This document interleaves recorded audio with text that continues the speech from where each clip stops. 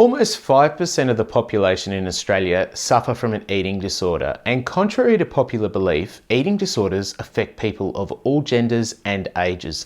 In fact, today I'm getting out of the scrubs and going for a drive to the beach to meet with a young man who has lived with an eating disorder and to hear his story. So stick around to listen and learn.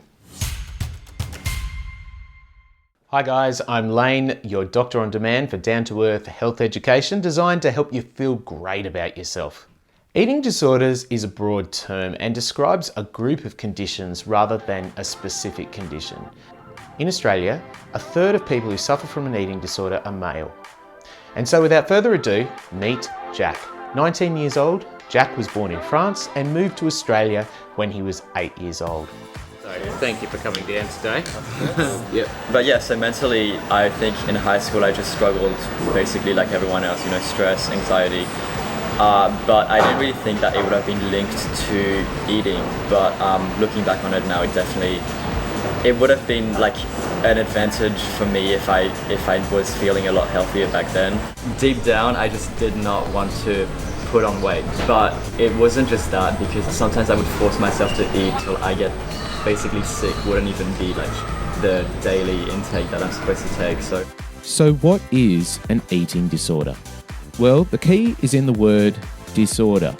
When something affects the way we think, feel and behave to the point that it interferes with our day-to-day functioning, then we call it a disorder.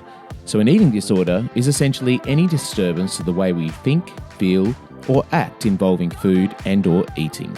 Often, it is directly related to the way that someone feels about their body and their weight. What would you have eaten in a day back then? Honestly, I would always skip breakfast.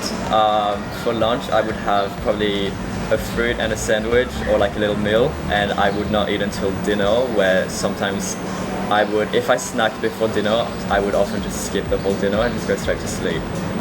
It's not great. I'm definitely aware it's not great. When you consider how much society focuses on physical beauty and openly humiliates people who don't fit the mould, so to speak, it's not really surprising that so many people struggle with body image and self-esteem. Magazines that shame people for not having the so-called perfect body or glorifying those who do make it particularly tough.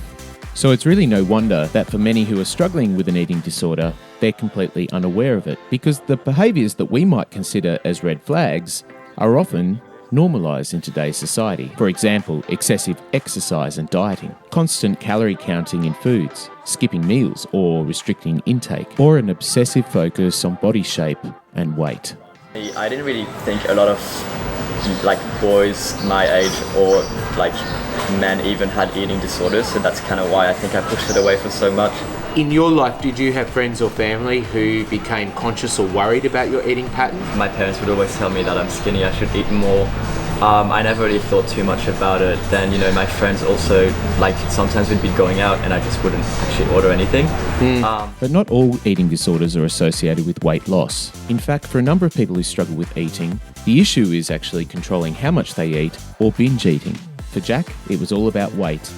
And at his lowest, he weighed around 46 kilos, which for his age and size is about 30 kilos less than where he should be. Do you have a message that you would give to other people maybe watching this video who can relate?